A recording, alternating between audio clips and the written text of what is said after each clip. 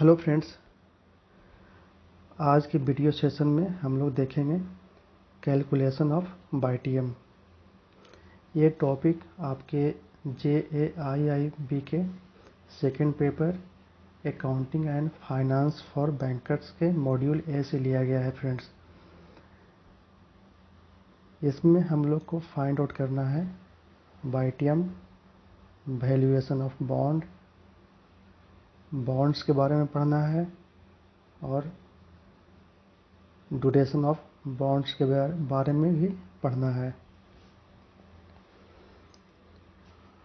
बाईटीएम एक rate of return है जो आपको बॉन्ड्स पे मिलता है।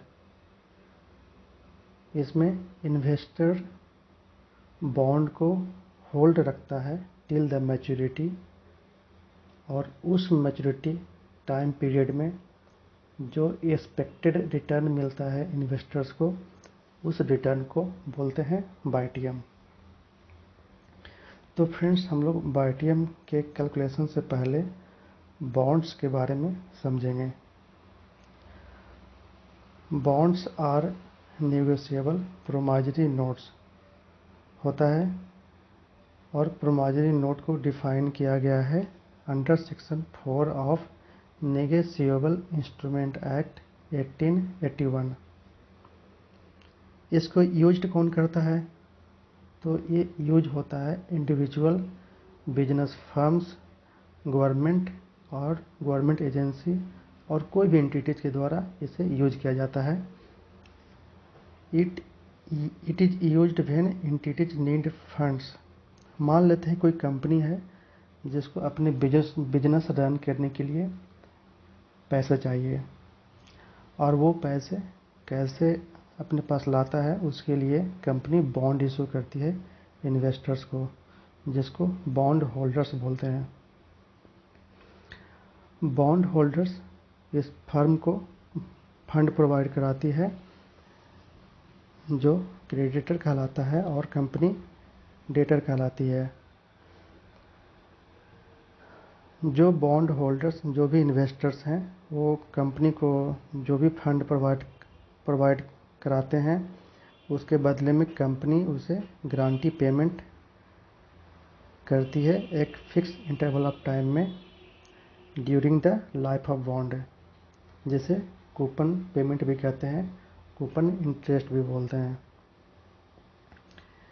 इररिस्पेक्टिव ऑफ कंपनीज प्रॉफिट और लॉस, कंपनी के बिना प्रॉफिट और लॉस देखे हुए बॉन्ड को एक फिक्स्ड पेमेंट एक फिक्स इंटरवल टाइम में एज ए कूपन मिलता रहेगा।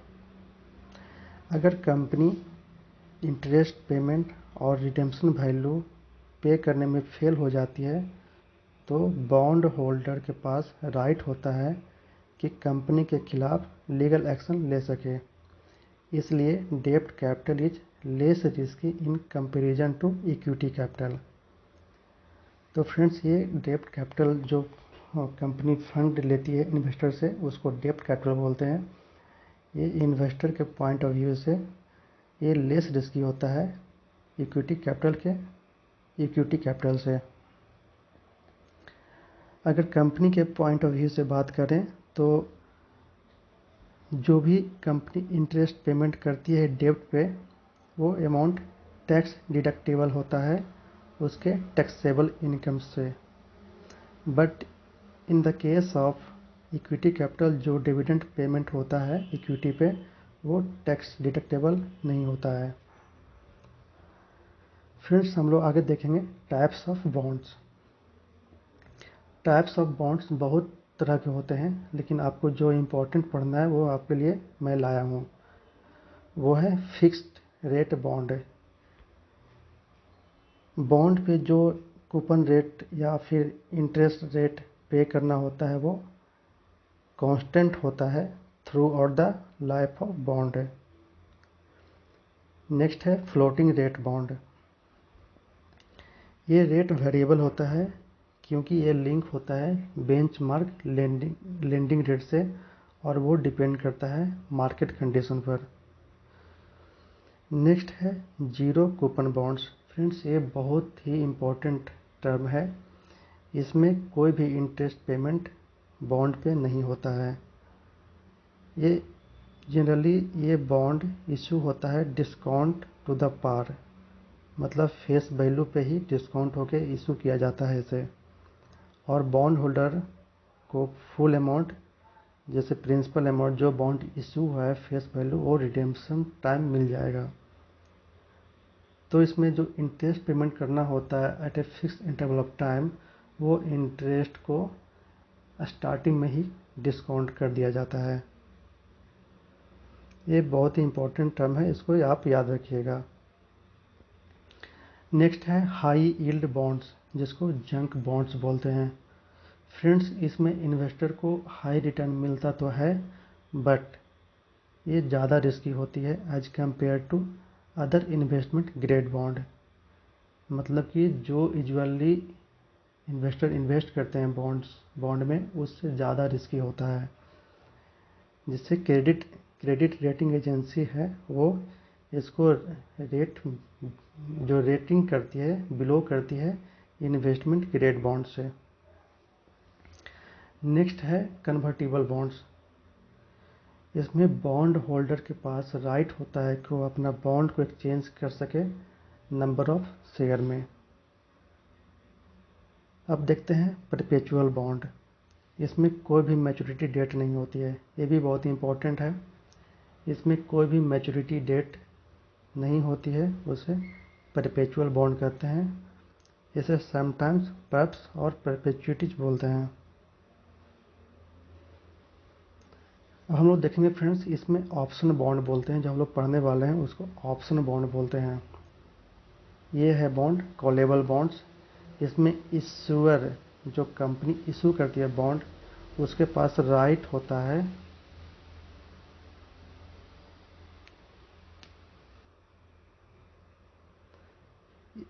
कॉलेबल बॉन्ड्स में फ्रेंड, इशूअर के पास जो कंपनी इशू करती है बॉन्ड को, उसके पास राइट होती है कि वो बॉन्ड को रिपे करता है मैच्योरिटी डेट से पहले, जिसको कॉल ऑप्शन बोलते हैं। जो कॉलेबल बॉन्ड्स होते हैं, कुछ कॉलेबल बॉन्ड्स ऐसे होते हैं जिनको रिपे किया जाता है at par, means face value पे ही रिपे कर दिया जाता है। But in the case of some other callable bonds, जो कंपनी इशूअर कंपनी है वो प्रीमियम भी पे करती है, जिसको कॉल प्रीमियम कहते हैं। ये भी ऑप्शन बॉन्ड ही है फ्रेंड्स, जिसको बोलते हैं पुटेबल बॉन्ड्स। कॉलेबल बॉन्ड्स में इशूअर के पास राइट होती है कि वो रिपे कर देगी आपको मैच्योरिटी डेट से पहले। पुटेबल बॉन्ड्स में बॉन्ड होल्डर के पास राइट होता है कि वो इशूअर को फोर्स कर सके कि मैच्योरिटी डेट से पहले रिपे कर सके, जिसको बोलते हैं पुट ऑप्शन। तो फ्रेंड्स, ये रहा आज का आपका एक छोटा सा टॉपिक। इसके बाद हम लोग कैलकुलेशन पार्ट को देखेंगे, जो कि लेके आऊँगा नेक्स्ट वीडियो में। उसमें हम लोग पढ़ेंगे वैल्यूएशन ऑफ बॉन्ड, जिसमें हम लोग को फाइंड आउट करना होगा इंट्रिंसिक वैल्यू और प्रेजेंट वैल्यू ऑफ बॉन्ड्स, और उसमें मार्केट वैल्यू ऑफ बॉन्ड भी कैलकुलेट करते हैं। उसके बाद हम लोग पढ़ेंगे वाईटीएम, ड्यूरेशन ऑफ बॉन्ड्स। ये सारे कैलकुलेशन पार्ट हैं फ्रेंड्स, तो हम लोग पढ़ेंगे नेक्स्ट वीडियो में उसको। So thank you friends for watching this video. मिलते हैं नेक्स्ट सेशन में इसके पार्ट 2 के साथ।